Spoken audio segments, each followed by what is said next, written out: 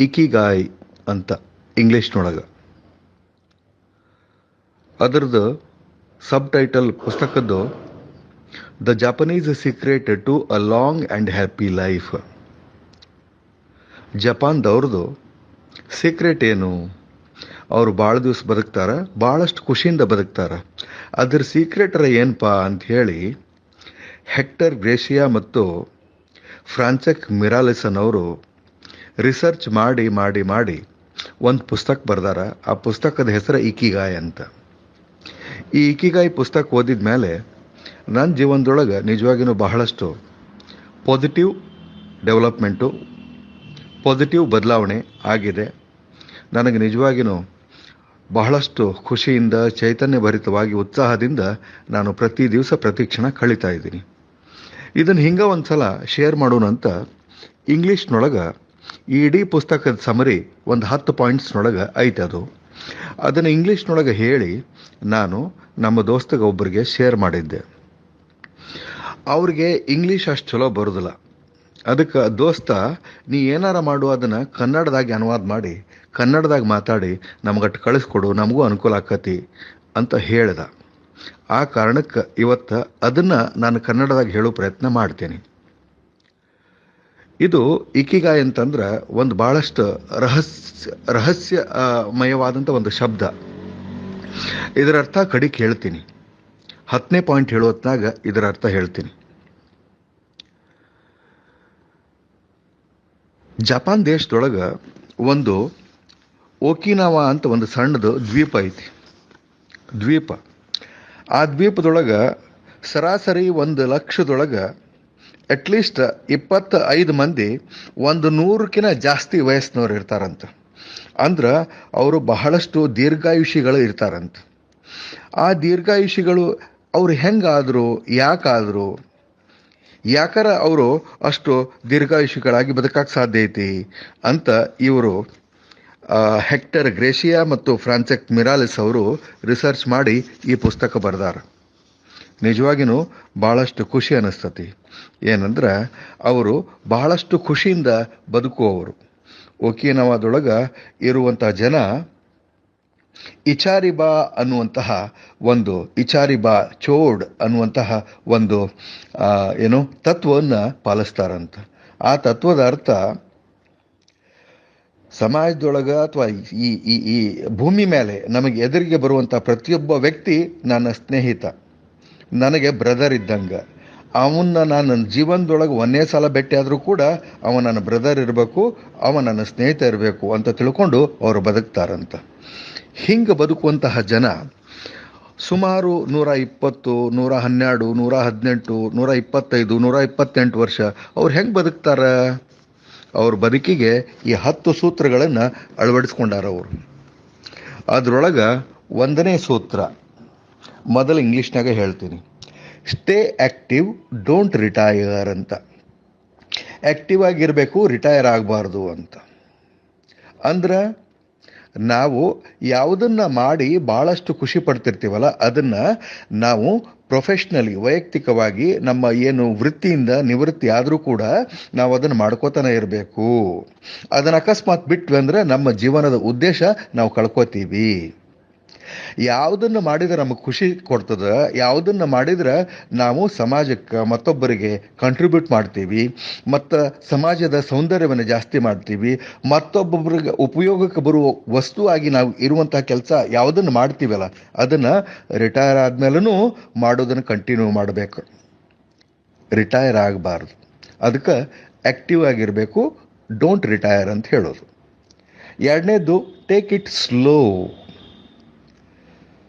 ಭಾಳಷ್ಟು ಹರಿಬರಿ ಒಳಗೆ ಇರಬಾರ್ದು. ಅವಸರದೊಳಗೆ ಗೋಜಲು ಜೀವನ ಮಾಡ್ಕೊಂಡು ಇರಬಾರ್ದು. ಯಾವುದಕ್ಕೂ ಅವಸರ ಮಾಡಬಾರ್ದು. ಸಾವಕಾಶವಾಗಿ ನಡೆದಾವ ಭಾಳ ದೂರ ಹೋಗ್ತಾನಂತ. ಸೊ ಅರ್ಜೆನ್ಸಿ, ಅವಸರ ಅದನ್ನು ಬಿಟ್ಟ ಜೀವನ ಮತ್ತು ನಿಮ್ಮ ಜೀವನದ ಕಾಲ ಹೊಸ ಅರ್ಥ ಪಡಿಬೇಕಂದ್ರೆ ನೀವು ಸಾವಕಾಶವಾಗಿ ನಡಿಬೇಕು. Take it slow. 3ನೇದು ಡೋಂಟ್ ಫಿಲ್ ಯುವರ್ ಸ್ಟಮಕ್. ಭಾಳಷ್ಟು ದಿವಸ ನೀವು ಬದುಕಬೇಕಂದ್ರೆ ಕಡಿಮೆ ಊಟ ಮಾಡಬೇಕು. ಕಡಿಮೆ ಊಟ ಮಾಡಬೇಕಂದ್ರೆ ಗಾಳಿ ಮೇಲೆ ಬದುಕೋದನು. ಒಂದು 5% 10% ಊಟ ಮಾಡೋದನ್ನು ಇಲ್ಲ. ಹೊಟ್ಟೆ ತುಂಬ ಊಟ ಮಾಡಿರಿ. 80% ಆಯಿತು ಅಂತಂದ್ರೆ ಬಿಟ್ಟು ಬಿಡ್ರಿ. ಆ 20% ಖಾಲಿ ಏನು ಉಳಿಸ್ತಿರಲ್ಲ, ಅದು ನಿಮ್ಮನ್ನು ಸುಮಾರು 100 ವರ್ಷದ ಮೇಲೆ ಬದುಕಸಾಕ ಸಹಾಯ ಮಾಡ್ತತಿ ಅನ್ನುವಂಥದ್ದು. ಅದಕ್ಕೆ ಎಲ್ಲಾನು ತಂದು ಹೊಟ್ಟೆ ತುಂಬಿಸಿ ಅದನ್ನು ಕಸದ ಚೀಲ ಮಾಡೋ ಬದಲಿ ಅದು ನಮ್ಮ ಜೀವನಕ್ಕೆ ಚೈತನ್ಯ ಕೊಡುವಂತಹ ಒಂದು ದೊಡ್ಡ ಮಷೀನ. ಆ ಮಷೀನಕ್ಕೆ ಎಷ್ಟು ಹಾಕ್ಬೇಕು ಅಷ್ಟು ಹಾಕಬೇಕು ಅನ್ನುವಂಥದ್ದು ನಾವು ಮೈಮ್ಯಾಗ ಖಬರ ಅರಿವ ಇಟ್ಕೊಂಡು ಸ್ವಲ್ಪ ತಿನ್ಕೋತ ಹೋಗಬೇಕು. 80%ಕಿಂತ ಜಾಸ್ತಿ ತಿನ್ನಬಾರ್ದು.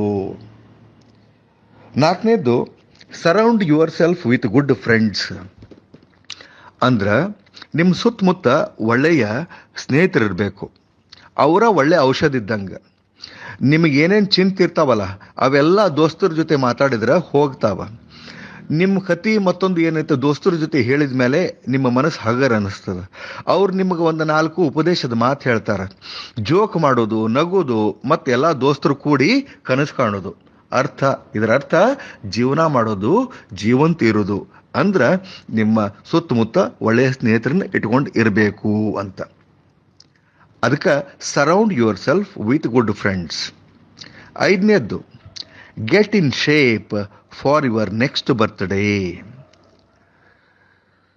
ಮುಂದಿನ ವರ್ಷದ ಬರ್ತ್ಡೇಕ್ಕೆ ನೀವು ಪ್ರಾಪರ್ ಶೇಪ್ನೊಳಗೆ ಇರಬೇಕು ಅಂತಂದ್ರೆ, ನೀವು 99 ವರ್ಷನವ್ರು ಈಗಿದ್ರೂ ಕೂಡ ಮುಂದಿನ ವರ್ಷ ನನ್ನೊಂದು ಬರ್ತ್ಡೇ ಬರ್ತತಿ, ಅದಕ್ಕೆ ನಾ ಪ್ರಾಪರ್ ಶೇಪ್ನೊಳಗೆ ಇರಬೇಕು ಅನ್ನುವಂಥ ಖಬರ್ ಇರಬೇಕು.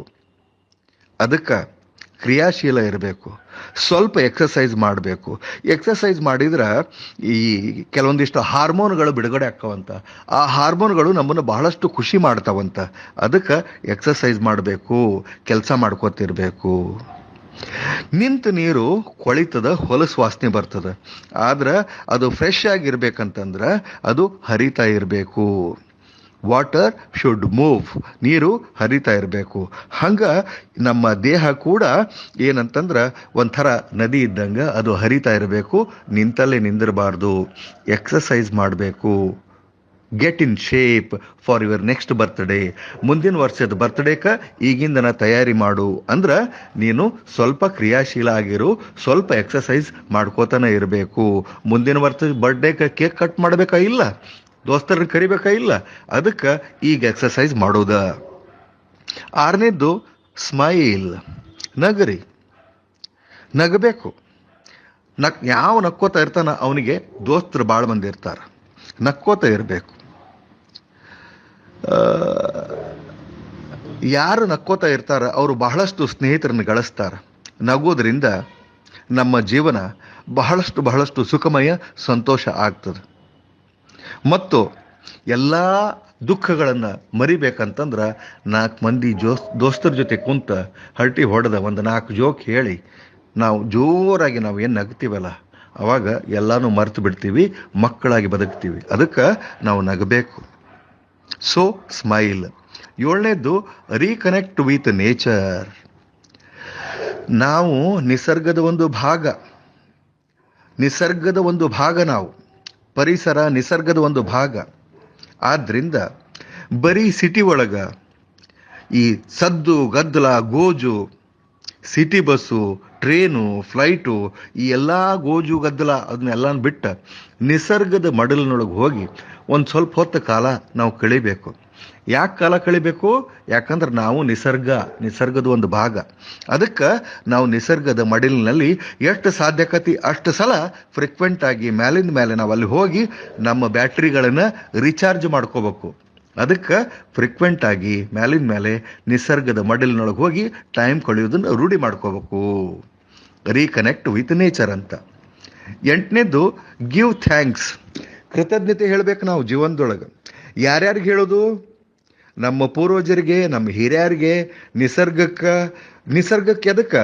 ನಾವು ಉಸಿರಾಡಿಸೋ ಗಾಳಿ, ಉಣ್ಣು ಅನ್ನ, ಮತ್ತು ಆ್ಯಕ್ಚುಲಿ ಬೆಳೆ ಬೆಳ್ಯಾಕ ಜಮೀನು ಅಥವಾ ನೆಲ ಎಲ್ಲವನ್ನು ಕೊಟ್ಟದ್ದು, ನಮ್ಮ ಸ್ನೇಹಿತರನ್ನು ಕೊಟ್ಟದ್ದು, ನಮ್ಮ ಕುಟುಂಬವನ್ನು ಕೊಟ್ಟದ್ದು, ಎಲ್ಲವನ್ನು ಕೊಟ್ಟದ್ದು ನಿಸರ್ಗ.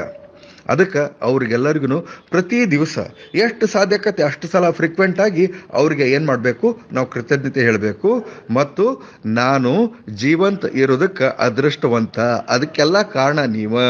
ಆದ್ದರಿಂದ ಪ್ರತಿ ದಿವಸ ಸ್ವಲ್ಪ ಎಲ್ಲಾರ ಟೈಪ್ ಮಾಡ್ಕೊಂಡು ಎಲ್ಲರಿಗೂ ಥ್ಯಾಂಕ್ಸ್ ಹೇಳ್ಕೋತ ಹೋದ್ರಿ ಅಂದ್ರೆ ನಿಮ್ಮ ಬ್ಯಾಂಕ್ ಬ್ಯಾಲೆನ್ಸ್ನೊಳಗೆ ಹ್ಯಾಪಿನೆಸ್ಸು ಬೆಳ್ಕೋತ ಹೋಗ್ಕತಿ, ಸುಖ ಸಂತೋಷ ನೆಮ್ಮದಿ ಜಾಸ್ತಿ ಆಕೋತ ಹೋಗ್ಕತಿ. ಅದಕ್ಕೆ ಗಿವ್ ಥ್ಯಾಂಕ್ಸ್ ಅಂತ. 9ನೇದ್ದು ಲಿವ್ ಇನ್ ದ ಮೊಮೆಂಟ್ ಅಂತ. ಈ ಕ್ಷಣದಲ್ಲಿ ಬದುಕಬೇಕು. ಭೂತಕಾಲದ ಬಗ್ಗೆ, ಗತಿಶ್ ಹೋಗಿದ್ದರ ಬಗ್ಗೆ ಬಹಳಷ್ಟು ವಿಷಾದ ವ್ಯಕ್ತಪಡಿಸೋದು, ಅಯ್ಯೋ ನಾ ಹಂಗಿರ್ಬೇಕಾಗಿತ್ತು, ಅಯ್ಯೋ ನಾ ಅದು ಮಾಡಬೇಕಾಗಿತ್ತು, ಇದು ಮಾಡಬೇಕಾಗಿತ್ತು. ಭೂತಕಾಲದ ಬಗ್ಗೆ ವಿಷಾದ ಮತ್ತು ಭವಿಷ್ಯದ ಬಗ್ಗೆ ಭಯಂಕರ ಹೆದರಿಕೆ ಮತ್ತು ಚಿಂತೆ, ಮುಂದೆ ಹೆಂಗೋ ಏನೋ. ಸೊ ಭೂತಕಾಲದ್ದನ್ನು ಬಿಡ್ರಿ, ವಿಷಾದ ಬಿಡ್ರಿ, ಭವಿಷ್ಯದ ಬಗ್ಗೆ ಚಿಂತೆ ಅಥವಾ ಹೆದರಿಕೆ ಇಟ್ಕೋಬೇಡ್ರಿ. ಈ ಕ್ಷಣ ಏನಂತಂದ್ರೆ ಇವತ್ತು, ಇಂದಿಂದಿಂದಿಗೆ ನಾಳೆಗೆ ತಿಳಿತಲ್ಲ. ಆ ದೃಷ್ಟಿಯಿಂದ ನಾವು ಇವತ್ತಿನ ಬಗ್ಗೆ ವಿಚಾರ ಮಾಡಬೇಕು. ಇವತ್ತು ನಾನು ಸಂಪೂರ್ಣವಾಗಿ ಈ ದಿನಾಂಕ, ಈ ಕ್ಷಣನ ನೆನಪಿಡುವಂಗೆ ನಾನು ಬದುಕಬೇಕು ಅಂತಂದ್ರೆ ಇವತ್ತು ನಾನು ಬದುಕಬೇಕು. ಹಿಂದಿಂದಕ್ಕಲ್ಲ, ಮುಂದಿಂದಕ್ಕೂ ಅಲ್ಲ, ಇವತ್ತಿನ ಸಲುವಾಗಿ ಬದುಕಬೇಕು. So live in the moment ಅಂತ. 10ನೇದ್ದು ಭಾಳ ಇಂಪಾರ್ಟೆಂಟ್ ಫಾಲೋ ಯುವರ್ ಇಕಿಗಾಯ್. ನಿಮ್ಮ ಇಕಿಗಾಯಿನ ನೀವು ಫಾಲೋ ಮಾಡಬೇಕು. ಇಕಿಗಾಯ್ ಅಂದ್ರೆ ಏನು? ನಿಮ್ಮೊಳಗೆ ಒಂದು ಪ್ಯಾಷನ್ ಐತಿ, ಒಂದು ಅರ್ಜ್ ಐತಿ, ಒಂದು ಡಿಸೈರ್ ಐತಿ, ಒಂದು ಅತ್ಯಂತ ಉತ್ಕಟವಾದ ಒಂದು ಬಯಕೆ ಐತಿ. ಆ ಬಯಕೆ ನಿಮ್ಮನ್ನ ಒಂದು ಪ್ರಾಪರ್ ಒಂದು ಶೇಪ್ನೊಳಗೆ ತಂದದ. ನೀವು ಇವತ್ತು ಹೀಗಿರಾಕ ಕಾರಣ ಅಂತಂದ್ರೆ ಆ ಒಂದು ಅರ್ಜ್ ಅಥವಾ ಬಯಕೆ ಅದು ನಿಮ್ಮಲ್ಲಿ ಅದ್ವಿತೀಯ ವಿಶಿಷ್ಟ ಒಂದು ಪ್ರತಿಭೆಯನ್ನ, ಟ್ಯಾಲೆಂಟನ್ನು ನಿಮಗೆ ಕೊಟ್ಟದ. ಆ ಟ್ಯಾಲೆಂಟಿನಿಂದ ನಿಮ್ಮ ಜೀವನಕ್ಕೆ ಒಂದು ಅರ್ಥ ಬಂದದ. ನೀವು ಬದುಕುವ ಪ್ರತಿ ಕ್ಷಣಕ್ಕೂ ಅರ್ಥ ಬರ್ತದ ಮತ್ತು ನೀವು ಪ್ರತಿ ದಿವಸ ಮತ್ತೊಬ್ಬರಿಗೆ ಉಪಯೋಗವಾಗಿ ಇರಬೇಕು ಅಂತಂದ್ರೆ ಆ ಒಂದು ಪ್ಯಾಷನ್, ಆ ಒಂದು ಡಿಸೈರ್, ಆ ಒಂದು ಅರ್ಜ್, ಆ ಒಂದು ಯುನಿಕ್ ಟ್ಯಾಲೆಂಟ್ ಏನೈತಲ್ಲ, ಅದ್ವಿತೀಯ ಪ್ರತಿಭೆ ನಿಮ್ಮಲ್ಲಿರೋದು ಅದು ಕಾರಣ. ಎಷ್ಟೋ ಮಂದಿಗೆ ಅವರ ಇಕಿಗಾಯ್, ಅವರ ಪ್ಯಾಷನ್ ಏನಂತ ಗೊತ್ತೇ ಇರೋದಿಲ್ಲ. ಅಂಥವ್ರು ಏನು ಮಾಡ್ಬೇಕು ಹಂಗಂದ್ರೆ ಅವರು ತಮ್ಮ ಇಕಿಗಾಯ್ ಅನ್ನೋದು ಏನು ಅಂತ ಡಿಸ್ಕವರ್ ಮಾಡೋದ್ರೊಳಗೆ ಅವ್ರ ಜೀವನನ ಕಳಿಬೇಕು. ಆವಾಗ ಅವ್ರ ಜೀವನನೂ ಅರ್ಥಪೂರ್ಣ ಆಕತಿ. ಆ ದೃಷ್ಟಿಯಿಂದ ಈ ಪುಸ್ತಕದ ಈ ಲೇಖಕರು ಹೇಳುವಂಗ ನಿಮ್ಮೆಲ್ಲರಿಗೂ ಅತ್ಯಂತ ದೀರ್ಘವಾದ, ಸುಖವಾದ, ಸಮೃದ್ಧಿಯಾದ ಮತ್ತು ನಿಮ್ಮ ಅರ್ಥಪೂರ್ಣ ಜೀವನ ನಿಮ್ಗೆಲ್ಲರಿಗೂ ಸಿಗಲಿ ಅಂಥೇಳಿ ಹಾರೈಸ್ತೀನಿ. ನಮ್ಮ ದೋಸ್ತ ಈ ನನ್ನ ಮಾತನ್ನು ಕೇಳಿಕೊಂಡು ಬಹಳಷ್ಟು ಸಂತೋಷ ಪಡೋದ್ರೊಳಗೆ ಯಾವುದೂ ಸಂಶಯ ಇಲ್ಲ ಅಂಥೇಳಿ ಮತ್ತೊಂದು ಸಲ ಎಲ್ಲರಿಗೂ ನಮಸ್ಕಾರ. ನಿಮ್ಮ ಜೀವನದ ಇಕಿಗಾಯಿ ನೀವು ಹುಡುಕೊಳ್ತೀರಿ ಮತ್ತು ಅದನ್ನು ಅನುಸರಿಸಿ ನೀವು ಬದುಕ್ರಿ. ಬಹಳಷ್ಟು ದೀರ್ಘವಾಗಿ, ಸುಖವಾಗಿ, ಸಂತೋಷವಾಗಿ ನೀವೆಲ್ಲರೂ ಬಾಳಬೇಕು ಅಂತ ನಾನು ಶುಭ ಹಾರೈಸಿ ಈ ಒಂದು ಪುಸ್ತಕದ ಸಮರಿನ ಅಥವಾ ಸಾರಾಂಶವನ್ನು, ಮುಖ್ಯ ಮಾರ್ಗದರ್ಶಿ ಸೂತ್ರಗಳನ್ನು ಇಲ್ಲಿಗೆ ನಾನು ಮುಗಿಸ್ತಾ ಇದ್ದೀನಿ.